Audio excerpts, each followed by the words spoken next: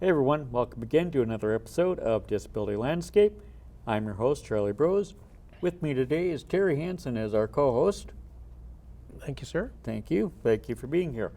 Today we are talking to Dave Dively of the Minnesota Council on Disability. Got that right. Dave, it's legislative time. What are you bringing to them this year? Yes, thank you. So my name is David Dively with the Council on Disability now for getting close to about 3 years.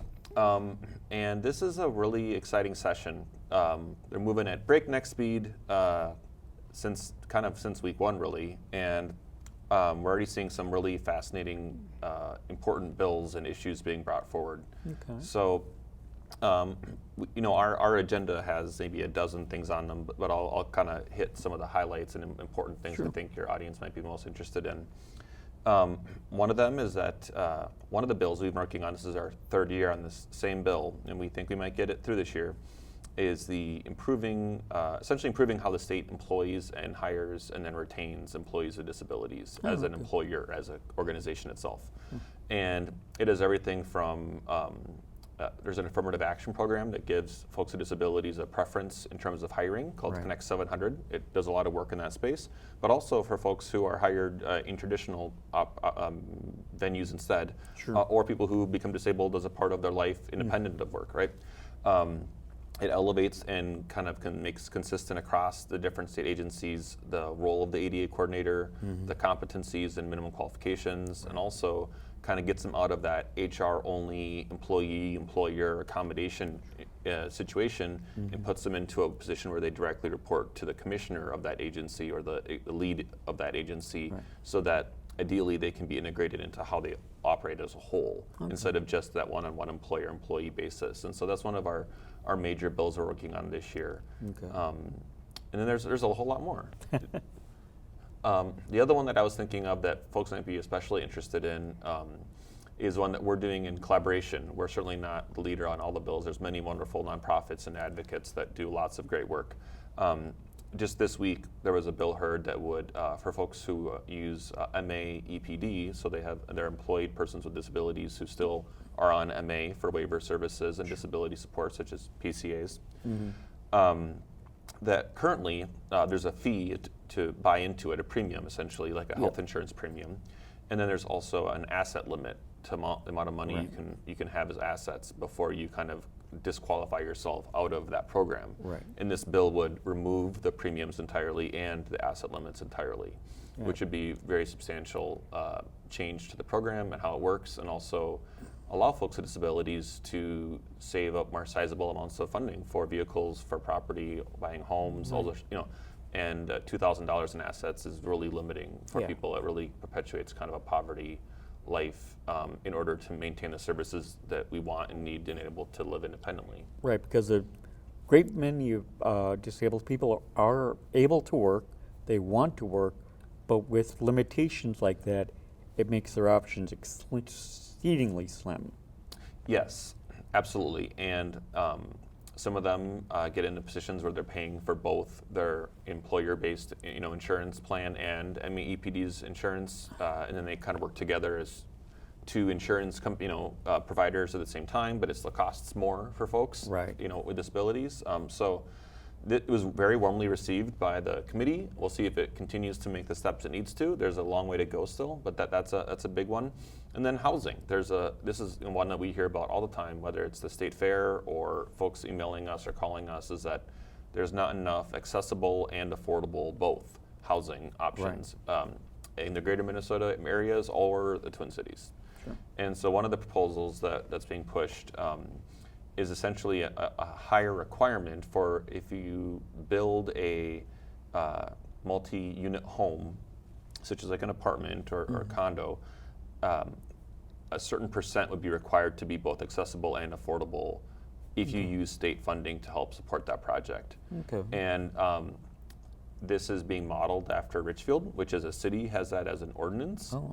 And groups like the ARC and others of us are grouping together to try to make that statewide. And that would be a longer systematic kind of change over time, because obviously this would be proposals and then being built and then living there, so there wouldn't be immediate fixes Right. for folks. But frankly, a lot of these challenges, like the low-hanging fruit, that's things that we can get done and make a difference overnight. A lot of that stuff has already been checked off the list. We have a lot of the basic protections and anti-discrimination things, so a lot of these are now big system changes, and unfortunately those take longer to come into effect. I think we've been waiting a long time for the hotel and motels to lower the beds so we can transfer into those.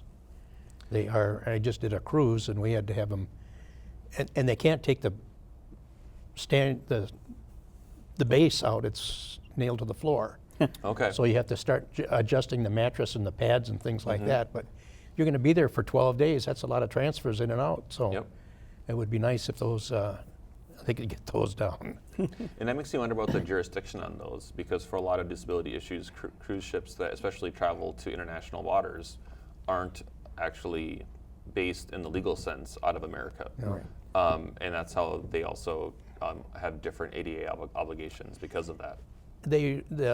The room itself is very accessible. They've done everything except lower Except the the bed. beds. Yeah. Yep. Interesting. Yeah. Yeah. The bathroom facilities were great. Okay. And it's a larger room. My family went with, and we could barely get into their rooms. And our room, you could get in and turn the chair around and everything Yeah. like that. But the bathroom's very accessible. And the one cruise we were on had power doors. You just Yep. put the key in and the door whips right open. So that was nice, but you can't get into bed. Yep. No, that's important. One other one that's fascinating, that's right on the cusp, is working on electrical vehicle charging stations.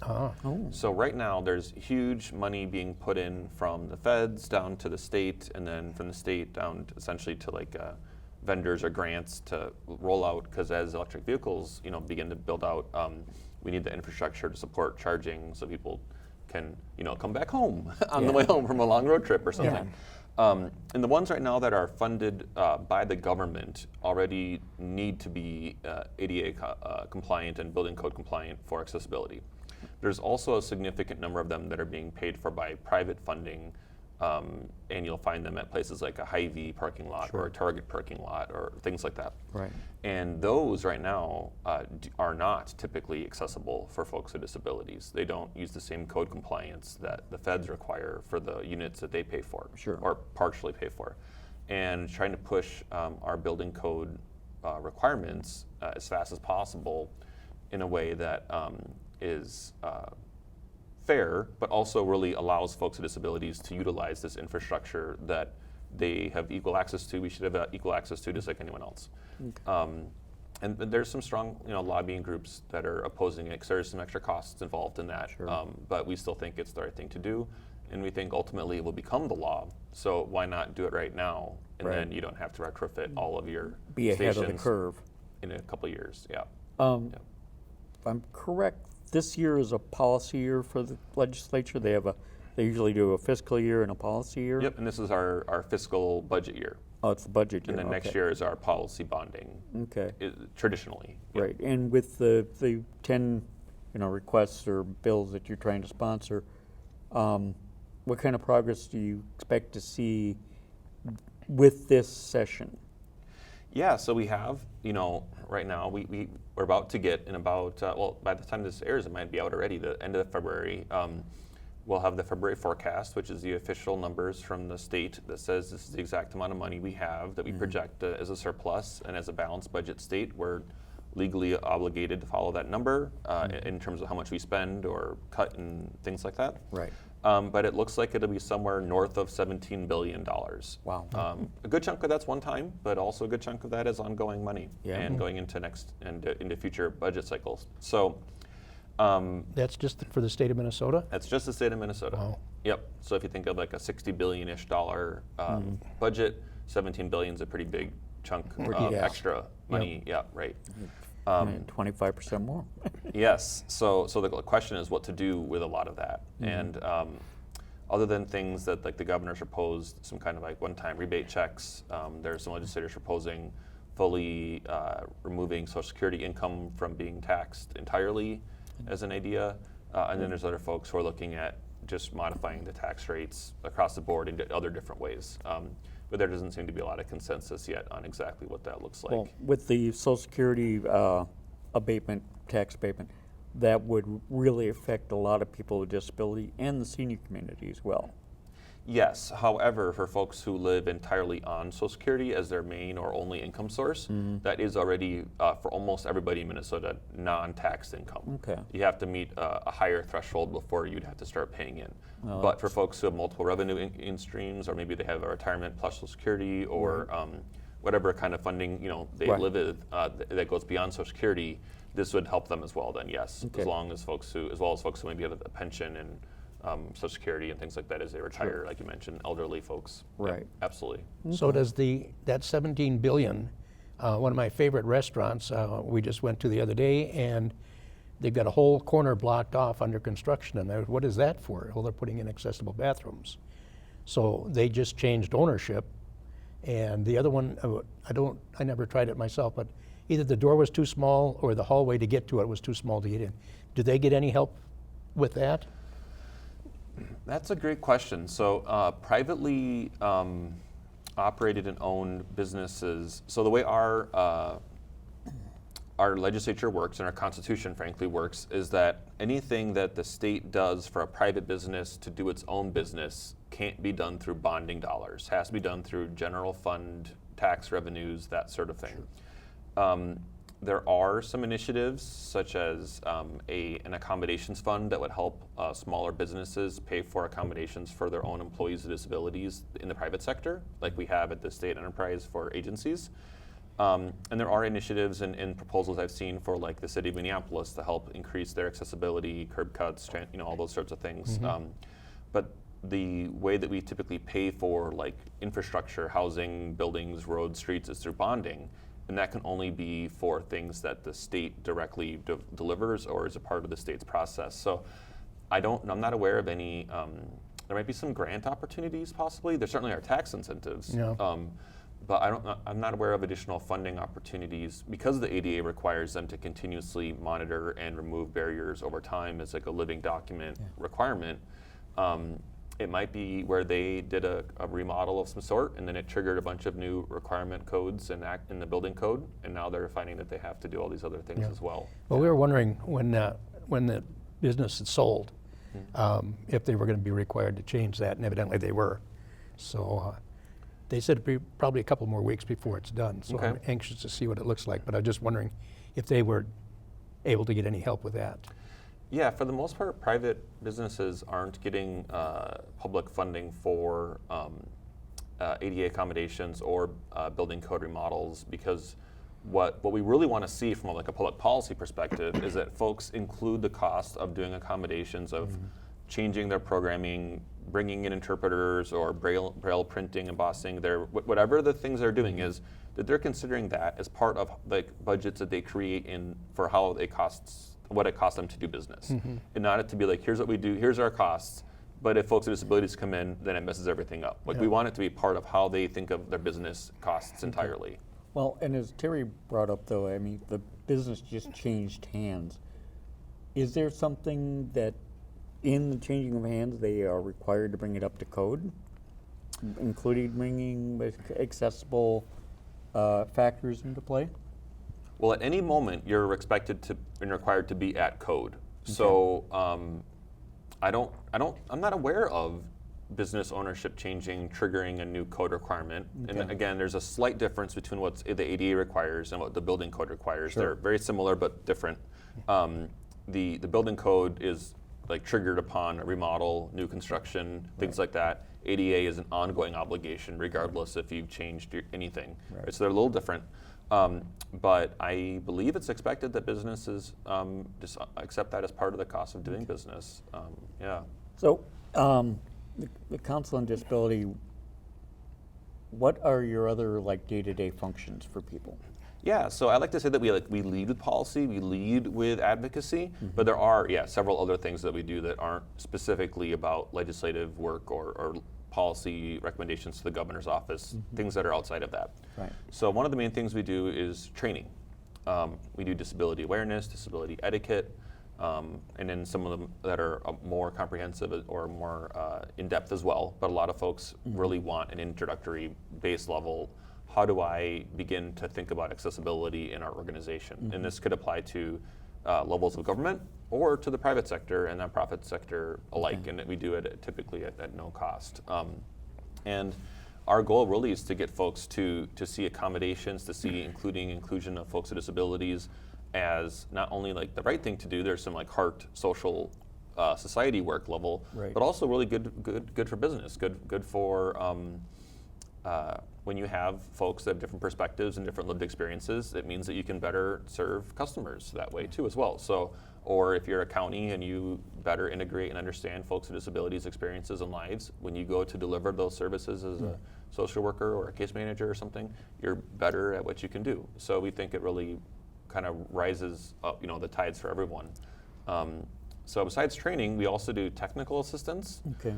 Folks, employers, employees, renters, or building managers, all sides of the coin, call us and say, what are our rights, or potentially what is my obligation if I'm an employer or I own a building.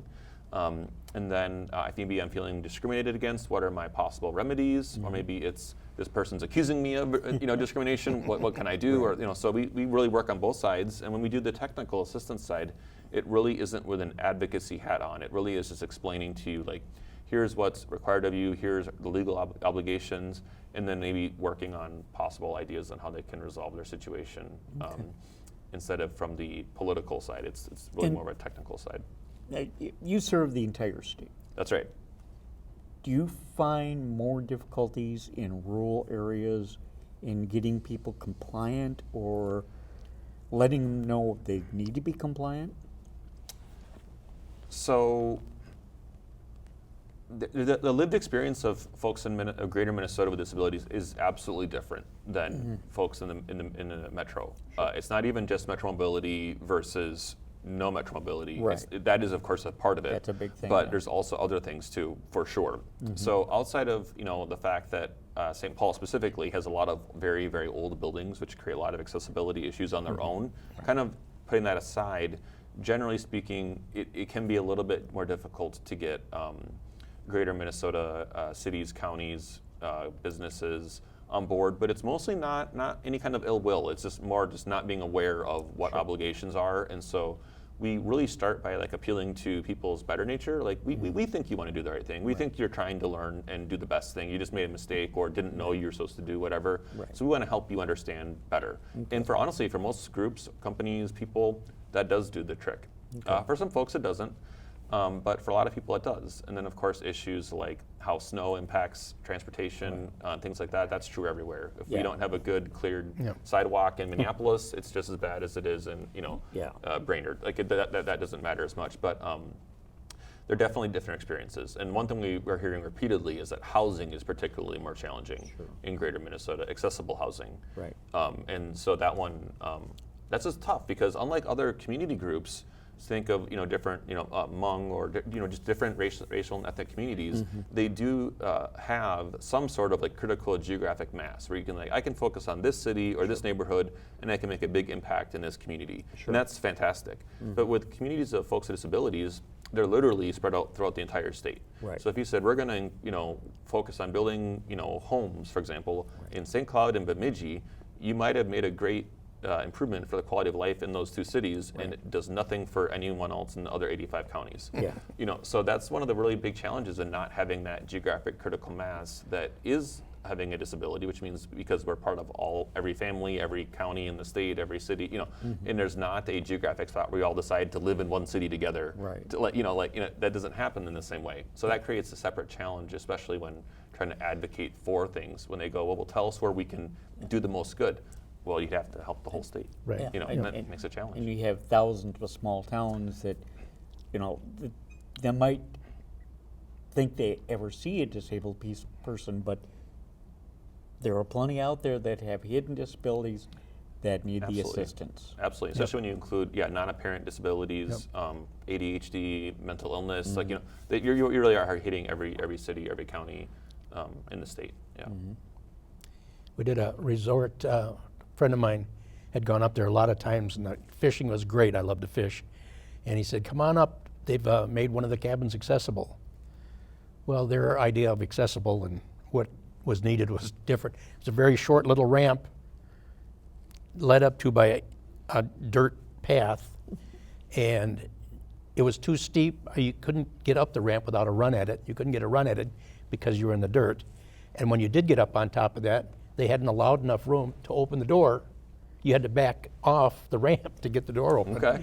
So, and I said, you can't advertise this as As accessible, because it's not.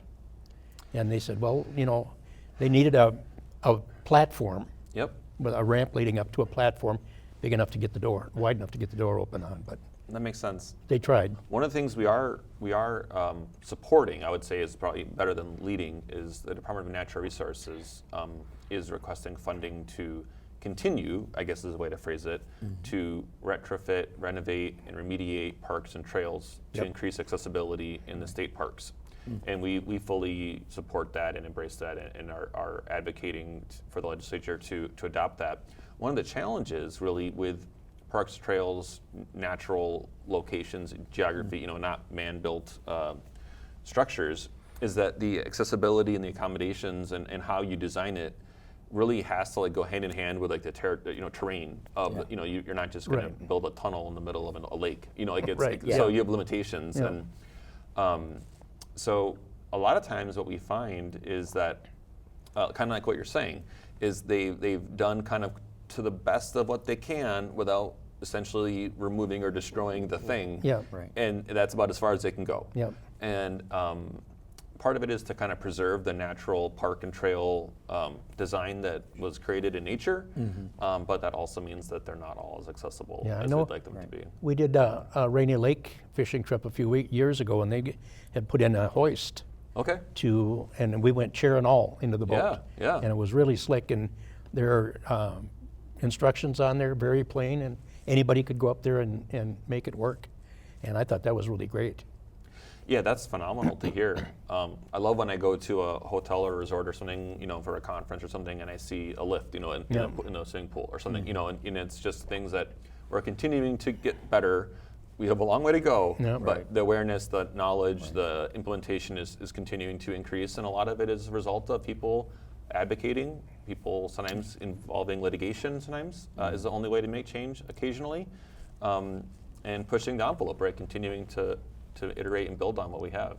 I just did a cruise around Spain, and we visited a lot of churches and museums and stuff like that, and there was a ramp everywhere. Most of them were not to code, but they were a ramp, and we were able to get in, see what we wanted to see, and that stuff, and curb cuts everywhere, and we were in 10 different cities. I was amazed at how easy it was to get around, except for the cobblestones. Yes, that's They what we haven't always hear. replaced those, and That's what we always that's a hear. challenge. that is definitely Yeah, and I'm not sure they're going to rough go there. ride, I think no. they want the aesthetic, they want Yeah. that Yeah. history. Yep. Yeah, yeah. Yep. Well, and to Terry's point about the cabin, so many people assume that people with disabilities travel with someone to help them Right. all the time. Yes. And that's not the case. We want to be as independent as we possibly can in circumstances such as this. Sure. And so, yeah, they thought they, you know, would have done something to make this accessible, but they don't think about a accessible person or a disabled person traveling by themselves. Yeah, I think that's a fair point. You know, whether it's the size of, well, everything, I suppose, all the clearances, all the widths and heights and everything really would be impacted on if you envision the space as a single individual or 2 or 3 folks, right? Like that would really change a lot of how you design all of that. And then also remembering that an accessible location needs to not only be accessible from a mobility perspective, you know, heights of things and widths of you know, all that, but also, you know, sensory accessibility, visual alarms for people who are deaf, hard of hearing, possibly you know, different kinds of telephones or communication equipment. You know, so there really is a very like even the acoustics and how it sounds and echoes, and because audio or visual stimulation for people with certain sensory disabilities can also be overwhelming or triggering epilepsy, all those sorts of things.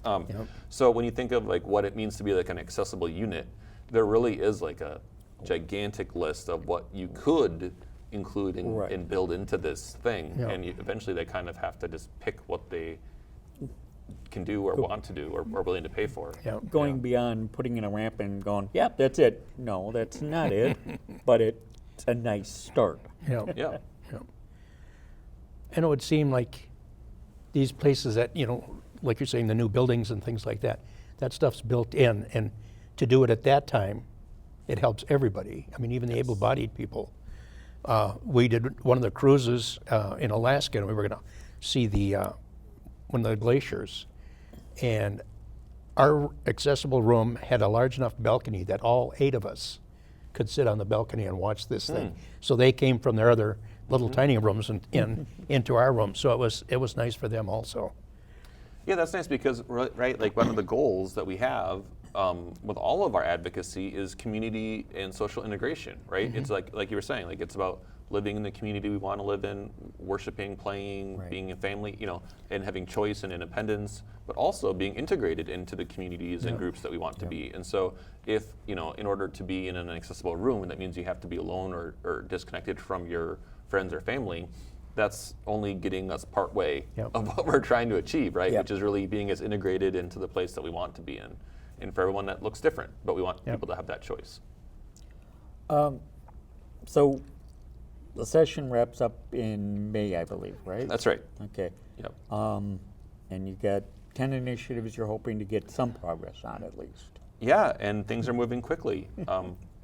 So there's certain deadlines that you have to make in order to kind of keep staying live, if you Right, will. right.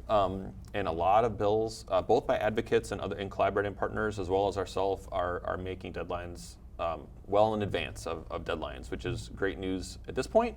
We still have to see how it all ends up. Yeah. And given last election cycle, I'm presuming the outcome helped you guys somewhat in getting some of this stuff moving through. I mean, sort of. I mean, honestly, we really do pride ourselves on being really, nonpartisan. Sure. And so it's not so much that one party is more supportive to us than others, but when we have split control, it has certain benefits to democracy and to checks and balances. Right. But as far as getting things just through legislatively, when you have one party in control, it's always going to, and if you can get them to believe in your issue, Right. it always makes it a little bit easier. And I would say the one very obvious thing is we're very unlikely to have any kind of shutdown of some sort. That they would want to deliver their budget on time and right. not miss those deadlines. Right. And that's always nice because we don't want people worrying about losing services or benefits or interruptions in their life, that sort of thing. But yeah, this has been a very productive session so far. Over a month into it, and almost everything has bipartisan sponsors, typically led by the party in charge, but additional legislators signing on to it from other parties. authors, it'll go. Yep. And you have There's to, nothing wrong with this plan. yeah, That's right. We have a very strong bipartisan support for disability issues in Minnesota, and I think that's a big blessing for us. and you have to think that many of those legislators have contact with a disabled friend, relative, something like that. That Yeah. it would be good. I mean, they should be able to see that. Yeah, and That would be that comes up all the time in those committee hearings. Yep, my daughter, my uncle, my Yep. son, my mother, or, Yep. I can relate to this because of X or Y or Z, and we're like, yeah, exactly. It's not people hidden away in the that you don't know about. You have your own family members or relatives or friends Yep. that that has a different disability maybe, but you can see why, and then unfortunately sometimes we do have to have legislators, and this is not true just of disability things and not true just of Minnesota, but sometimes we do have to have them have their own experience and connection Right, to it right. for it to Yep. become important to them. Exactly. And this is one of those issues that I think actually is really easy to do that with, though. Other times, other issues not as much. Yeah. Well, David, I want to thank you for being with us. Unfortunately, we are out of time. Oh, that went too quick. But It did. Yep, but yep. we do want to check back with you from time to time to see how things are going in the legislature, and hopefully we'll catch up again this summer, and we can, kind of have a recap. That would sound lovely. I'd love to do that. you So go. thank you. This is Charlie Bros with guest host Terry Hanson for Disability Landscape. We'll see you next time.